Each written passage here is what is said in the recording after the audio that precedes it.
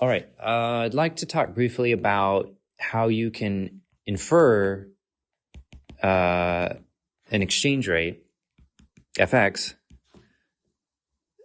from just looking at goods sold across different countries. We can do that with an example. Let's take, say, the Tesla Model X.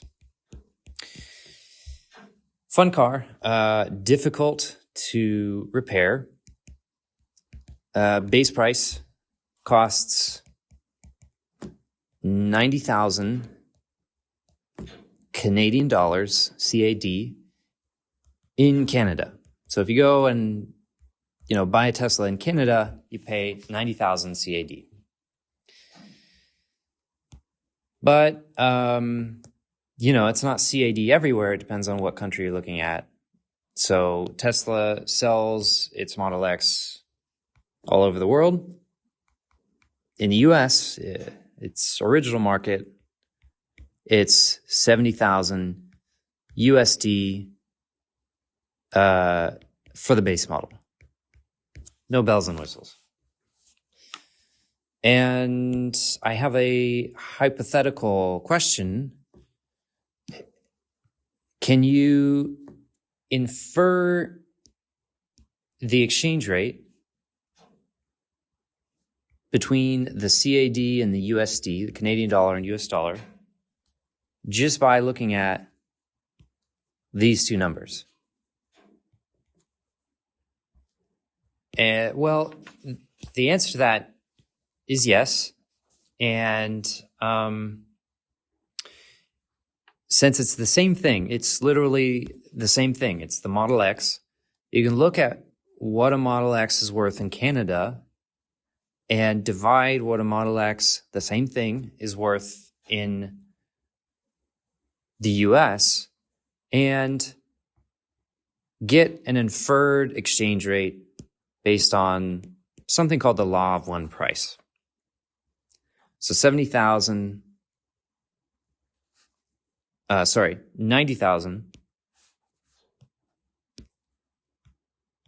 Canadian dollars, the price in Canada, divided by 70,000, the price in the US, gives us 1.28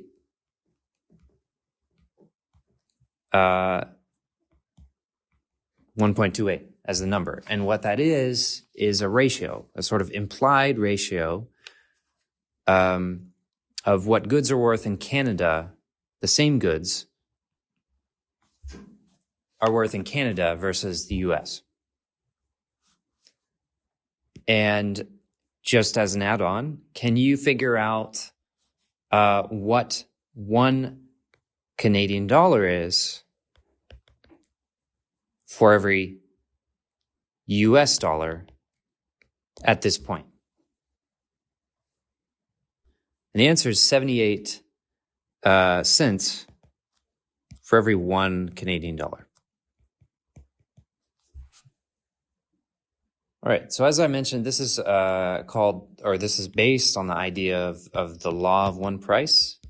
We will talk more about this when we talk about something called purchasing power parity. But if you want to take a look at an example of this now, you might look up something called the Big Mac Index. And this is published by The Economist. They do a nice explanation of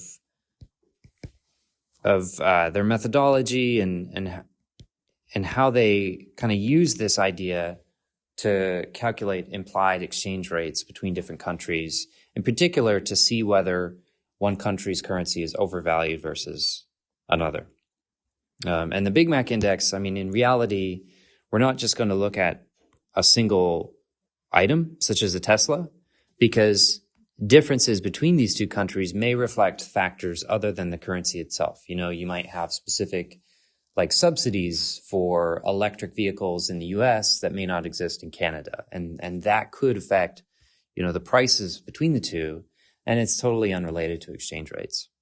And so if you try and measure a basket, that's my attempt at a basket of goods rather than just a single one, that kind of individual effect really only affecting, say, electric vehicles, those various individual effects wash out. And that gives you a fairer measure of the relative value of one currency versus another.